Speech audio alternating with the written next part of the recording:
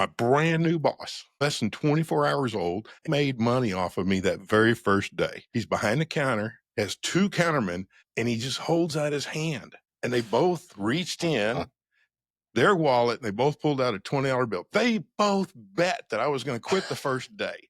And my boss, Terry Burdine, a great guy, got me in this business. Thank you. He made 40 bucks off of me that very first day. And that's how I started my career in the auto parts. Welcome to Driven to Success. Today, we've got a very special guest, David Wafford, who is Director of Dealer Service Programs at the Pronto Network. David, welcome. Hey, thank you, Vic. I'll tell you what, that is one heck of an intro. And, you mentioned I'm the guest. You know what I did this morning? What's that? Because I knew I was going to be the guest this morning. I picked my own parking spot this morning, right up front. Well, that's wonderful. So you don't have a very short walk to get out to the car when you roll. Nope. Got it all figured out. Excellent. Well, we're going to have some fun. I got a bunch of questions ahead, and I'm sure you're going to have some really cool stories. David, we are going to put you on the hot seat. We're going to find a little bit about what makes you tick. We're going to talk about your journey into the business. What we really want is we want the industry to get to know who the man behind the name is. Oh, you sure you want to know that? So I'm used to being in the hot seat, Vic. I don't know how that happens, but it happens more often than not. But no, it's, the automotive aftermarket industry has been fantastic for myself, for my family. And really, I would say like a lot of folks that get into a professional environment and where they launch their career, sometimes it's by mistake. And I really think mine was not by mistake. That's not a good word. Let's say by accident. Right. So it was kind of by accident. I grew up, believe it or not, in the landscaping business. And so that kind of faded out after about 3 years. And I'll never forget, I had the opportunity when I was young. The hood would go up on the truck in the driveway, and guess what? I was expected to be down there right away. One of the first chores I got was going to fetch for parts. So once my neighbor and my dad got together and they figured out what they needed, of course, back then we did a lot of what? Tune-ups. And so off I'd go on my bicycle. I guess I was 12, 13 years old, get all the way down there. And really the first thing is they laughed at me. So why would they laugh at a 12, 13-year-old boy on a bicycle? Well, it's because I told them I need parts for a 70 model half-ton international pickup. And they kind of looked at me funny. And sort of like I told them I was driving an MG because back then that was almost like a foreign nameplate, being an international. So anyway, what really intrigued me is I gave them the list. They went to this huge rack of books and they knew exactly where to go. I mean, this thing was like 5 foot long. They knew where to go, wrote some stuff down, disappeared down the aisles. And lo and behold, within a couple of minutes, I came back and the parts matched what I had in my little bag, that I was told to go get. So that was kind of intriguing and that stuck with me for quite a few years. So fast forward just before I got out of high school, I had the opportunity to change careers, did a little bit of welding for a little bit, and that kind of fizzled out. And literally, I went down to the auto parts. And it was an auto parts where a bunch of my buddies had worked. And lo and behold, I get there and everything's changed. So it was new management. We hit it off right away.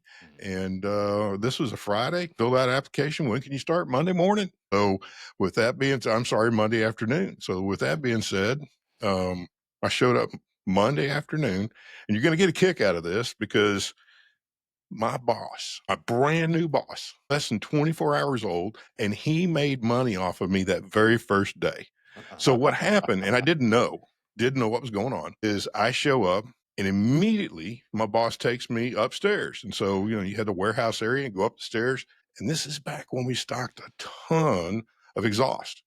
And what I'd found out later on is there was a ton of exhaust on the floor they were going to send back to generate some cash. The store had not been making money. Right. And the manager, Terry Burdine, real good friend of mine, got me in the business, but that was my boss that day. And he said, we're hanging pipes. Let me show you how to do it. And he went through the numbering system and how you hang it and all that stuff. So what do you do on your first day? Let me interrupt you. So you were upstairs in a high-low in the attic where the pipes were. Upstairs in the attic at about 100 and something degrees. Yes, where the pipes were. That's the one Okay, piece now you left out. Yes. yeah, well, now I can attest that those are some nasty, dirty, brutal areas because we had a high-low when I got started down here, and I happened to go upstairs. I'm like, oh heck, there's no way I would want to be in here.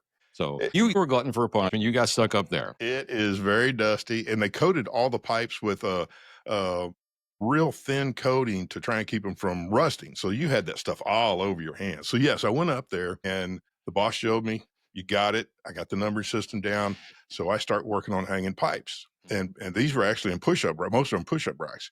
But those things make a lot of noise. So I'm trying to be really, really quiet first day on the job, right? And I'm putting a pipe up there and tink, tink, tink. It's hitting these metal shelvings.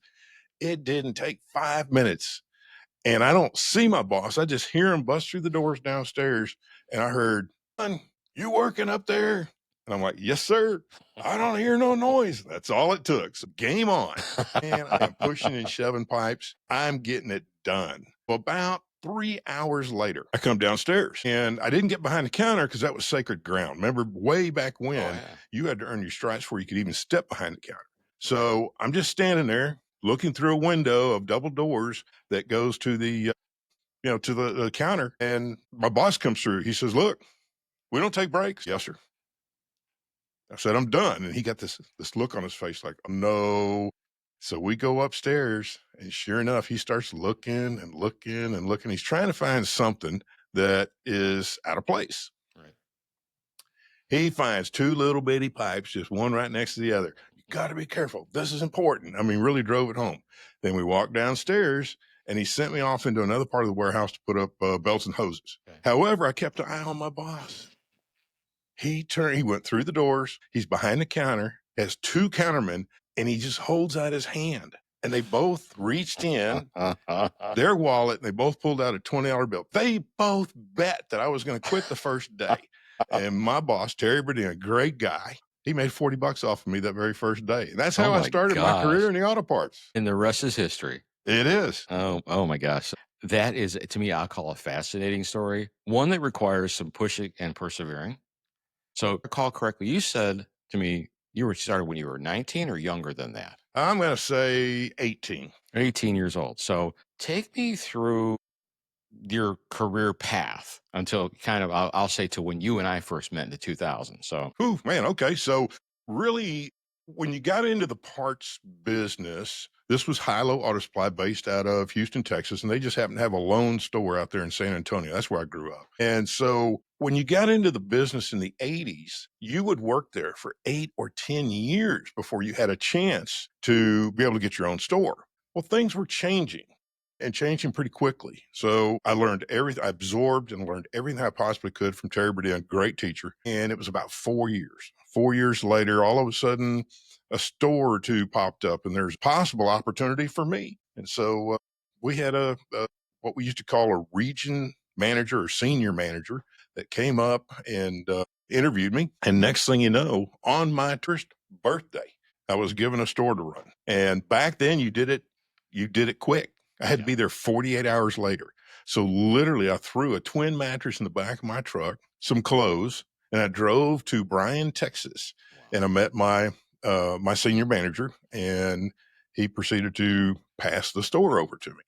So that's where I cut my teeth. Now, do you think that maybe I made a few mistakes because I was so young? Absolutely. Yeah. 50, get this, Vic, 50% of my staff was younger. Was older than I was. Oh my gosh. Yes. And one of the first things that made it kind of hard but easy at the very beginning is I knew the place was way overstaffed. I mean, payroll through the roof.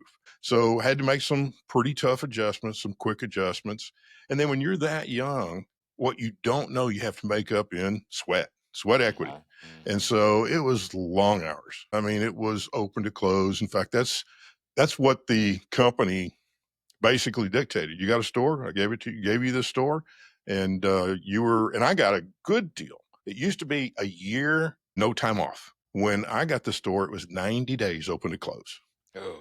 Ooh, that was a long 90 days. Oh yeah. Absolute long 90 days. However, I did learn my staff real well, and I started to learn my customer and clientele and my market very well. So fast forward, that gave me the springboard. About 5 years later, they asked me to run Charlie's High-Low. So Charlie Fisher and Dan Fleck were the original owners of the High-Low Auto Supply, and Charlie Fisher had some of his stores in the Houston market.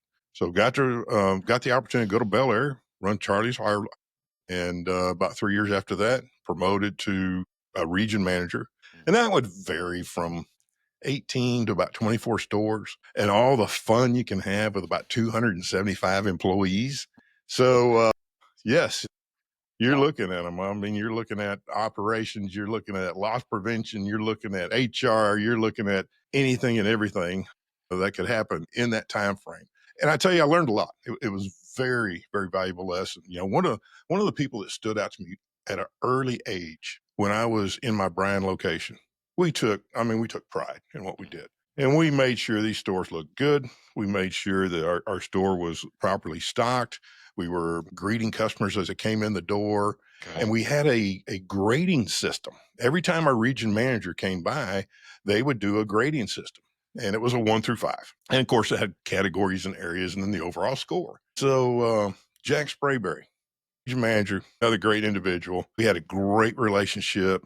And he said, David, your store looks fantastic. Look at your crew. They're fantastic. They make things happen, taking care of customers. The stock is put up. Things great. You're keeping up with the inventory. This is nice, but I can't shop here. And he caught me off guard. And I'm like, Interesting. okay. He said, it's just the initial presence. And I'm like, I don't understand, Jack. And Jack always wanted you to learn from, viewing or seeing things. Right. So we took a field trip. He walked me all the way down the front of my store outside, and we were in the first set of parking spaces. He says, okay, now turn around. So I turn around, I'm looking at my store. So again, taking pride in, looks good. He says, do you see it? And I'm looking, right? I'm looking. Nope. He says, step closer. So I step closer to the front door. Nope, step closer. He says, okay, close your eyes. So I closed my eyes, and he says, take a deep breath. So I did. And what did I smell? I had a 55-gallon drum of trash on both sides of the front door that I would go and bypass every day. You got used to seeing it. Right. And those things were nasty. 55 gallons is a lot. Yes. And so it was, the initial, what is the first thing people see? Well, in this case, it was, what is the first thing people smell? And if they smell nasty, filth, then they assume the rest of it's that way. And that was just a very simple, subtle way to say you really got to expand and look at everything you do. So again, hats off to Jack Sprayberry on that opportunity there to help build me a little bit and make it a little bit better for myself and the skills that I was able to push on to other store managers. So that was a huge part of my operations experience. And back then it was a lot of retail as well. I had the opportunity to make a change to wholesale.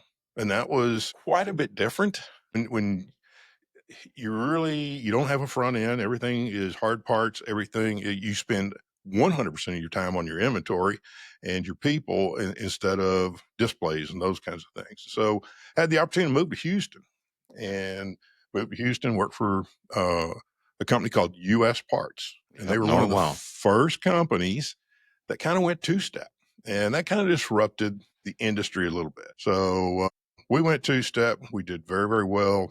I was given some challenges besides the two-step business, the car dealer expediter business, and that's kind of unique in itself. And I took that on as a challenge. I didn't know, and because I did not know that industry, I actually got an audience. It's unique. When you call on car dealerships, there was a lot of sitting and waiting. And there was a lot of, I'll get to you. And an hour later, you're still standing there looking pretty, waiting for the parts manager. And sometimes when you don't know the industry, you can be a little bit more bold and get away with it. And so that allowed me to really uh, get into that industry and understand what can we do and maybe even do things a little bit differently to gain an advantage over our competition. And it worked out very, very well. Well, I think you said something, it's when you don't know the industry, you don't know what's expected. I think, doesn't it allow you to take more chances? Well, sure you do. Yeah. Absolutely. I'm sure you've heard, the person around us, oh, that's not going to work. That won't happen.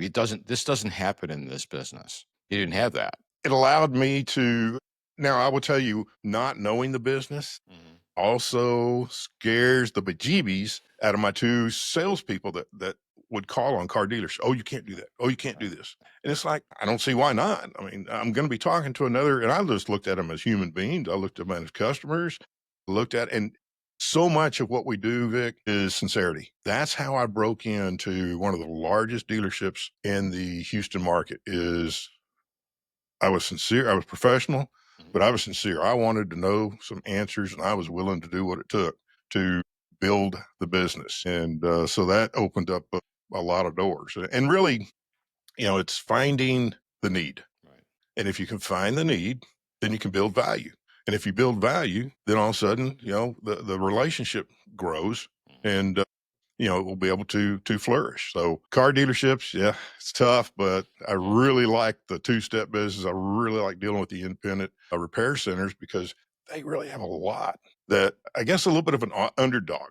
Okay. Large chains, you're going to have marketing departments, you're going to have people watching the books and all that kind of stuff. When you're an independent, this better than anybody else, Vic, you wear multiple hats. And so it's Yeah. really, really tough for the independent. And I just am driven towards to an extent, sometimes it's considered, in my opinion, the underdog. Right. I don't think we realize we're the underdog simply because no one's told us we were. The way I got into the business was, when I started, well, I had a set of tools and I got laid off. I had a garage and I'm like, heck, anybody can fix cars. I can fix cars. I can run a business. I had no idea what I was stepping into. Yeah, I think the underdog mentality, I guess, the people root for us and we get support from, guys like you.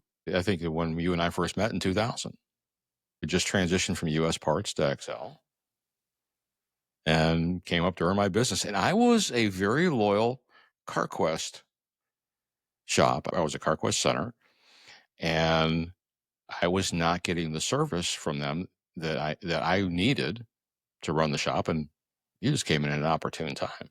So much of what you just mentioned is really how a lot happens is opportune time and finding the opportune need. When I met you, it was kind of a challenge because I did have sales guys that called on you, and I had three different sales guys that had a specific mold, and their specific mold was they had a book of business, Mhm. and they felt their job was to make the 15 or 20 stops a day, just drop in on Vic, hey, how's things going, that kind of bit, and possibly send out or hand out a couple of flyers. And really what I was looking for is a little bit different type of MO. And that was to go in and find out what is the needs, build a relationship. And three sales guys were just wanting to drop in. And you shared with us and you showed with us that, that can be a little disruptive, maybe not with one salesperson, but when you get bombarded with about 8 or 10 a day, 5 days a week, I don't know how you get anything done. And so True. when it came down to make an appointment with Vic, it's a little bit different. It's not the just drop in kind of deal. But I took your lead. What have we got to lose? I'm not doing business with you today anyway. No. So I made the appointment, and what was so impressive is that I showed up, you had staff there, and staff there so you could get off the counter. We went to your office and 1 hour of totally uninterrupted time. So it gave us combined focus. I think it really kind of launched things. And of course, you didn't show all your cards on the first, No, no, who the first does? date doesn't go that way. It's called the sniff test. There you go. And so I could tell there was some challenges with your current supplier. That could definitely open the door for us. And then it went quiet for a short period of time. And then what happens? In our industry, it's called throwing me a bone, throwing the parts business a bone. And so you had a car that was evidently becoming a challenge, and I it was a know it well. Chevy, and it needed a mass airflow sensor. And evidently, CarQuest, Napa, and everybody else, including me, couldn't find it. It's like it didn't exist. Nothing was matching up. So I ended up getting the part from you, and I did the cardinal sin that an auto parts guy should not do, should never do. After I looked through all the books and did all the cross reference and everything else, I was so bound and determined. I'm going to make this happen for you. I'm going to earn your business. I started opening boxes, and that never pays off. But I did it, and I'm just Yeah. trying to find it. So here we go. Step two. I didn't find it. So step two is I called you. I said, Vic, I can take your current widget, your current mass airflow sensor, and I can send it off to get it rebuilt. You were in a situation, I still need it. I've So had the car for weeks. oh, yes, I mean, that part will shut a car down. That's for Yes, it darn will. sure. So I send it off and I'm scared to death because this one widget, even though it's broke, could be rebuilt, and Mhm. sending off something like that to a rebuilder makes me a little nervous. What if somebody loses it, whatever the case may be? A couple weeks goes by, it comes back. I'm feeling good about myself. Now I'm bulletproof. That part gets sent out to you, and I'll never forget. I get the phone call a couple hours later, and it doesn't fit. Well, what do you mean it doesn't fit? Because it had, where the snout went on it, it had an extra collar to match up to the plastic component, that put air into it. And so you just don't have these plastic collars laying around. No. Ultimately, you helped me out. Ultimately, you guys found a way to build an extra collar, basically, to make it a little bit bigger. Mhm. And the car got on down the road. And then I want to say that's when I got some of the daily orders and not just throwing me a bone. So, No, I remember you sitting across the desk from me because you came out. I'm like, you sat across the desk from me, and I slid the mass airflow sensor to you, and I said, if you can solve this problem, you've got my business. And you did, and you got my business until I sold my shop. Now, yep. you had already moved up to the DFW. You were up in, I'll call Happy Land. You're a Pronto Network corporate. But this is to me what's interesting regarding this is there was a need. You said, yes, we can. You didn't say no. You didn't roll over when you couldn't find it in the boxes. You attempted to get it serviced, which it did. And what did that set up? It said to me that I got somebody who's willing to fight for me and help me, not just tell me, I'm sorry, we can't find it. And then when there was a challenge, it got worked through.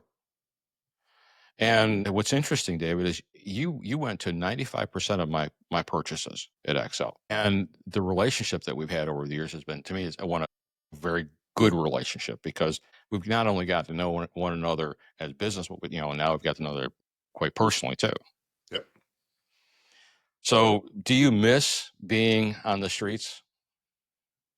You know, I do sometimes. Mhm. And that's what kind of makes my environment today so awesome. Mhm. Yes, I'm kind of doing things on a global level to put together different programs that will help service centers across the United States. But at the same time, I get opportunities to get back out into those service centers and be on their turf. Things change in our industry. Things stay the same in our industry. But what I want to do is I want to be able to keep up with and not necessarily get rusty. So one of the things I'll tell you right now is you wouldn't want me looking up your parts today. At one point in my career, I was one heck of a parts guy. Yep. I could make things happen quick. Parts have changed as far as the lookup portion. Have not done that in a long time. However, I want to stay engaged with the service centers. And so having this opportunity, in fact, I'm the one with the Pronto Network that's probably more in tune with the service centers than anybody else in the office. And that allows me to bring that information back to the office so that, again, we can stay on top of things and do everything we possibly can to help out the service centers as the world changes and the environment changes out there. So, look, I'm going to kind of shift gears, but we're going to stay in the same vein. You've had a lot of people influence you and impact you over the years. Mhm. Looking back, was there one person that really stands out that they made a positive impact on you, whether it's in the business or on the outside that has helped you in the business that, you might say is that rock that's just kind of, push the stream this way? So, boy, now you're getting a little bit on the tender side of things, and I it's going know, to but be a that's the unique. point of this. Yeah, well, it's going to be a unique story because it was actually more. It was one of my customers. Okay. So when I was working at XL Parts, one of my largest customers was my competition. My competition just did not have the inventory that they were needing or was requested of their customer base. And so they were buying $50,000, $60,000 a month from me Okay. in just what we call must have special orders, those kinds of things. And so I would meet with the operations guy of my competition, man, for lunch every 60 or 90 days. Right. And we went to lunch one time and he right away read me, David, what's going on? And Mhm. I was having really a tough moment, tough time. He called my card. We're in the middle of a Olive Garden. You know how packed those things are, Oh, right? yeah. Middle of an Olive Garden. and we covered a lot of ground. We were there 2 hours Wow. and we were not interrupted. Wow. It is so unique. And in that 2 hours, his faith was strong Okay. and mine was not at the time. And in Okay. that 2 hours, he guided me to accept Christ Yeah. at a table, Wow. at an Olive Garden, and two big grown guys sharing tears and all that. It Yeah. was just so unique. And so, if you take it from my entire environment, it was a combination of professional, it was a combination of work, it was a combination of personal, and that really changed a lot. It changed a lot in the heart, changed a lot in the mind, Right. and he even called me the next day and checked up. He said, "How you doing?" I said, "I don't know. It is different." And he says, "Well, I got to share something with you." He says, "In that whole, you didn't see it." And he says, "During that whole event, there was a group they came in to eat. There was a group of Jehovah Witnesses went right by our table." And I'm like, "You have got to be kidding me." It instantly, we were kind of by ourselves.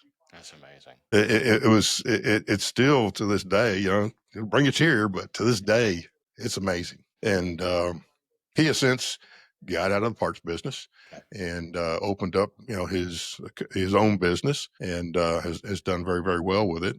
And I'm grateful. I'm grateful for that day and his guidance. And he said a lot of it wasn't him. Oh, well, that's typically how it is. It's like we're just God's hand, and it's amazing how God can reach us through competition in the middle of a busy Olive Garden. I mean Yeah. that is an amazing story, and I appreciate you sharing that tender side of you because I'm sure a lot of people don't know that part of you. And so, thinking on that line, so we've got distributors, we've got parts reps, we've got shop owners, perhaps technicians listening. But what's one thing that you'd would want them to know about you? I share a desire to help assist people's life, easier if I can. Is it systems? What is it?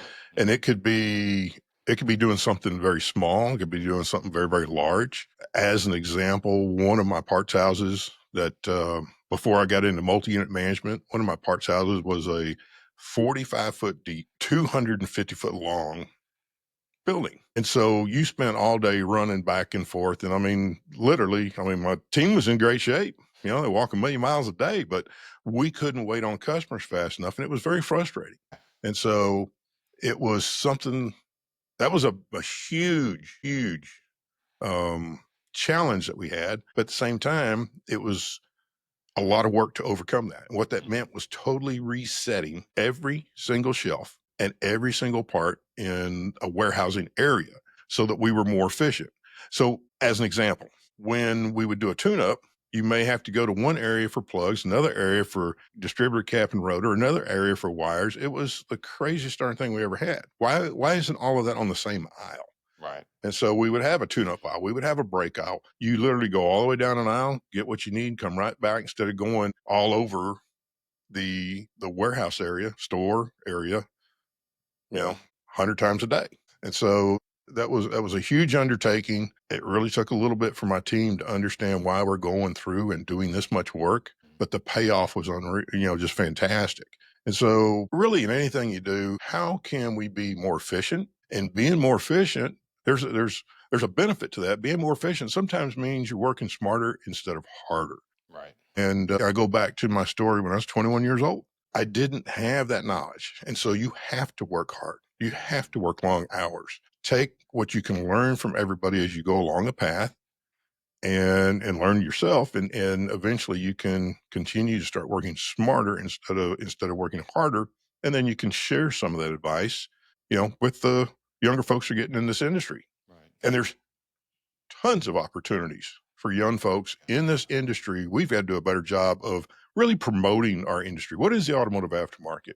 And Right. be able to I don't know what the right word is, but put a little bit of pizzazz into it. Right. Some folks think it's just putting parts on the shelf. Well, there's a lot more to it than Wow. that. Well, yeah, you look at, how you and I met, it was a relationship that started, I'll call eons ago, 25 years ago. Yeah, I'm looking forward to, I'll call the next 25 years. I don't know if I'll be in this business in 25 years from now. I'm sure you will be though.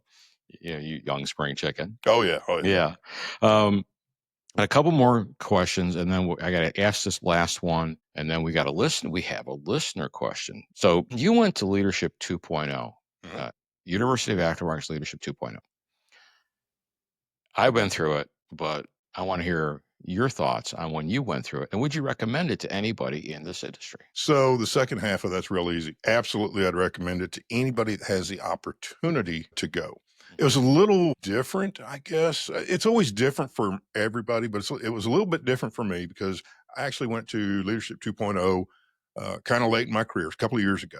And so I was got a lot of knowledge, and I was one of the older ones in the class, and so I was able to share of experiences that I'd had in that career, and I've handled so many different roles, I guess, while we were in the career. So it was quite a bit different, and it got well. Let me tell you this: it was so unique. When we get done, everybody gets divided up into groups of 5 or 6. Well, those are little teams, and each team has to come up with a name, basically come up with a name, slogan, whatever you want to call it. And then, of course, you've got uh, a project that you're going to work on together, and Right. hopefully something that everybody can take as they leave there and use into their career. Because I was the oldest one there, and I had a hard time with basically, we were told you cannot say installer. Mm-hmm. Okay. So when I grew up in the industry, when you're talking about a service center, you called them installers. And of course we had great folks that were teaching the class, and they broke down what is an installer. Well, somebody that takes a widget, and it could be a car, it could be a refrigerator, it could be your house AC unit, but it's installing this little widget into this one spot. So what you really need is you need somebody technical that knows what's going to have to be installed. When relaying, we decided, okay, we need to call these service centers, service dealers, not installers, because installers is talking about a singular person, and it's just somebody replacing a widget. When you've been calling the same person that for 30 plus years, you can't change. And so one of the teams thought it was so funny that I would get caught saying the word installer, that one of the teams named themselves me, and they did it to try and catch the rest of the team to say installers. So they made signs, and they said, "All right, everybody in class, you're going to say our name with us." First sign that went up was Dave Wafford, awesome installer. And everybody's having a good time because they made about a fourth of the class say the word installers, and they all got put in this bucket and everything else. I'm like, "Are you kidding me, guys? So what is the name of your team?" Dave Wafford's. And I'm like, "Oh, that's crazy." So I guess what I'm saying is you can absolutely learn a lot. I saw some folks who had been in the industry 6 months, 2, 3, 4, 5 years, 10 years from, say, the manufacturer or from the service dealer side of the business. Of course, we're from the wholesale side, but you get all these different folks, and you get to see what your area does. You don't necessarily understand what somebody else's area does. And so it's very enlightening to understand all areas of the automotive aftermarket and how they all fit together. Yeah, and that is one amazing class. I'll echo what you said. Yes, if you can get involved with it. Yes. All right, so I'm going to hit our listener question, because this is your last one, David. Uh-oh. Your last one. So from our listener said, what is one thing shops don't realize about the pressure warehouse distributors face? Really, the biggest pressure that kind of drives everything from the WDs, warehouse distributors, is the margins are razor thin. What is razor thin? I mean, you can move millions of dollars every month. Right. And if you can squeeze out a 1.5–2% net after you've paid all your bills, number one, you buy back your inventory. So Right. that is the number one experience. The number two expense, which a lot of people would probably be shocked about, is delivery expense. The number of drivers, some of the larger WDs have got 2, 3, 400 drivers. Wow. Moving product back and forth. And in my early days, I would see, checks going out to 2 different delivery companies that we used to use in the company that I worked with. Check to this one, 110,000, check to this one, $110,000. And that's for a week's worth of just moving product back and forth. And so that had to be incorporated into cost of doing business. And then, of course, third was, our payroll. Well, all the folks that are actually on our payroll and not contractors driving. So it's a razor thin margins. You got to be really, really effective at what you do, and be able to watch your expenses, and it just takes a lot of volume to make that happen. Okay. So get to know your rep, get to know your distributor, do everything you can to be loyal and have a good dialogue between you and them. Sure. Yeah. Absolutely. And a lot of the WDs are going to be able to really be able to see the partnerships that are out there. And the partnerships that are out there is, again, from the heart. I hate to say it, it's also on the balance sheet. Right. And we've really got to watch it. If all of a sudden it gets expensive to do business with a specific service dealer, we've got to go out there and have those tough conversations and address it no matter what it is, Right. to get it back under control. It just is, it is the unknown out there, how raised within our margins are. Well, and that's when you for sure that with me, I'm like, no way, because in our business, a decent shop, 10% margin. You really, really top performing shop, 21, 22%. Our target is 20%. So I think we become insulated by looking at it on our end. A shop that's not performing well at all, 3.6%. To us, that's a really thin margin. The 10 to 20% numbers you're using right now is comparable to the late 70s, early 80s. Okay. And so, again, things have changed so much. And way back when, if you really, really ran it tight, you could get to 20, maybe 21. You were really a star citizen out there. And yeah, 10%, you were just going through the motions kind of. You could still make money. Well, I think the margins were probably higher for an independent repair center way back when as well. Yeah. Oh, yeah. Yeah. Yeah. But of course, the labor rates were much, much thinner. And Mhm. there's, let's see, David, as we start to wind things down, is there any one point you'd want to make, you want to share, anything at all with anybody that's listening? To me, it's not just related to the automotive industry or the auto parts industry. It's really anything you do. You're so much more effective if you like what you do. You like the environment. Maybe it's the people you're with, it's the customers you're with, but it's the environment you're with.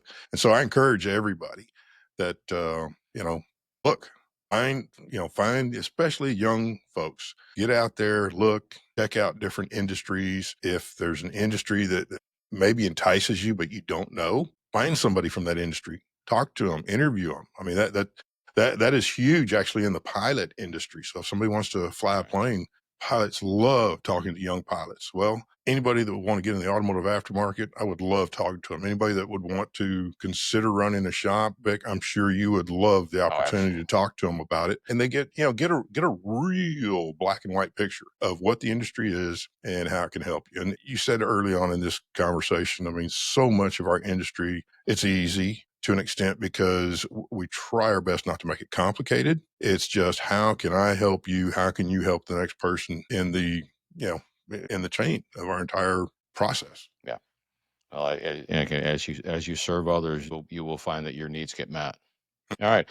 Well, David, thank you for being a guest on Driven Success. I'm looking forward to hearing more stories as we interview people and we have them on the show. You've been an awesome guest. You carried the tone of the conversation. I appreciate you being here. Hey, I appreciate it, and I do like sharing, some of my history, and I hope it does resonate with some folks that are out there. Well, thanks, David. All right, thank you, Vic.